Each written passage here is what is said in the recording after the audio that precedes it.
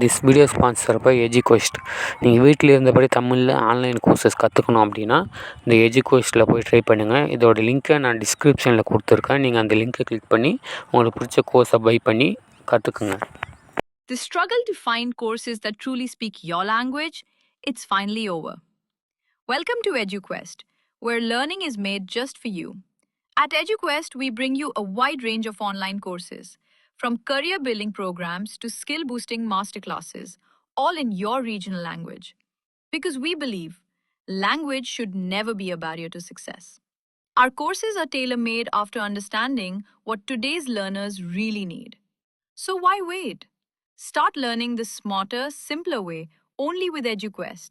Visit eduquest.courses and explore your next course today. And hey, don't miss out on our exciting offers and promotions. Hello friends, welcome to my channel. இன்னைக்கு இந்த வீடியோவில் நம்ம என்ன பார்க்க போகிறோம் அப்படின்னா உளுந்த மாவு போண்டா தான் பார்க்க போகிறோம்.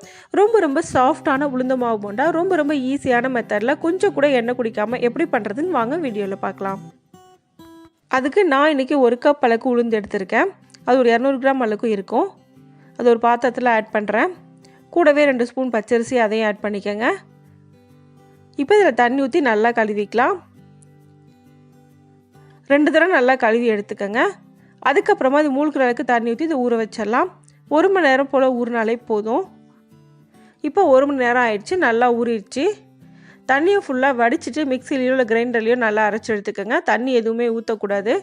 மிக்சியை விட கிரைண்டரில் அரைக்கும் போது போண்டா உங்களுக்கு ரொம்ப சாஃப்டாக கிடைக்கும். அதே மாதிரி நீங்கள் ரொம்ப நேரம் ஊற வச்சிட்டிங்க அப்படின்னா எண்ணெய் குடிக்க ஆரம்பிச்சிடும். 1 மணி நேரம் நீங்கள் ஊற வச்சாலே போதும். தண்ணி ஊற்றி அரைச்சிங்க அப்படின்னாலும் எண்ணெய் குடிக்க ஆரம்பிச்சிடும். அதனால் இந்தளவுக்கு திக்காக அரைச்சி எடுத்துக்கோங்க. இப்போ நமக்கு மாவு ரெடி ஆகிடுச்சு. இப்போ மற்ற பொருட்களை நம்ம ஆட் பண்ணிடலாம். இப்போ இதுக்குள்ளே 2 பெரிய வெங்காயம் பொடியாக நறுக்கி ஆட் பண்ணுறேன்.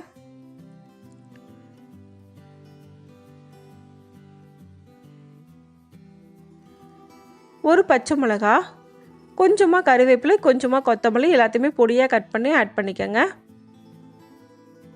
ஒரு சின்ன துண்டு இஞ்சி அதையும் பொடியாக கட் பண்ணி ஆட் பண்ணிக்கோங்க. 1/2 ஸ்பூன் சீரகம், 1/2 ஸ்பூன் மிளகு லைட்டாக இடிச்சிட்டு ஆட் பண்ணிக்கோங்க. முழுசாக ஆட் பண்ணுறதுனால ஆட் பண்ணிக்கலாம், அது உங்கள் விருப்பம்தான். கூட தேவையான அளவுக்கு உப்பு சேர்த்துக்கோங்க. இப்போ இது எல்லாத்தையும் சேர்த்து நல்லா மிக்ஸ் பண்ணிக்கலாம். எல்லாம் நல்லா மிக்ஸ் ஆகணும், அந்த அளவுக்கு மிக்ஸ் பண்ணிக்கோங்க. போண்டாவுக்காக மாவு அரைக்கும் போது அது கூட கொஞ்சமாக பச்சரிசி சேர்த்து இந்த மாதிரி அரைச்சோம் அப்படின்னா உள்ளே ரொம்ப சாஃப்டாக, வெளியில் மொறுமொறுப்பாக போண்டாவோட டேஸ்ட் ரொம்ப நல்லாயிருக்கும். நல்லா மிக்ஸ் பண்ணிக்கோங்க. சப்போஸ் நீங்கள் அரைக்கும் போது உங்களுக்கு தண்ணி அதிகமாகிடுச்சு அப்படின்னா கூட நீங்கள் 2 ஸ்பூன் அளவுக்கு பச்சரிசி மாவை ஆட் பண்ணிவிட்டு போட்டிங்க அப்படின்னா கரெக்டாக வந்துடும். இப்போ மாவு நல்லா மிக்ஸ் பண்ணியாச்சு. கையில் கொஞ்சமாக தண்ணி தொட்டுக்கோங்க. அப்போ தான் நமக்கு உளுந்து மாவு கையில் ஒட்டாமல் வரும். இப்போ இது மாதிரி கொஞ்சமாக மாவு எடுத்து இது மாதிரி உருண்டை பண்ணிக்கோங்க. இப்போ இதை ஆயிலில் போட்டு நம்ம ஃப்ரை பண்ணிக்கலாம். இதே மாதிரி ஒன்று ஒன்றா ஆயிலில் போட்டுக்கோங்க.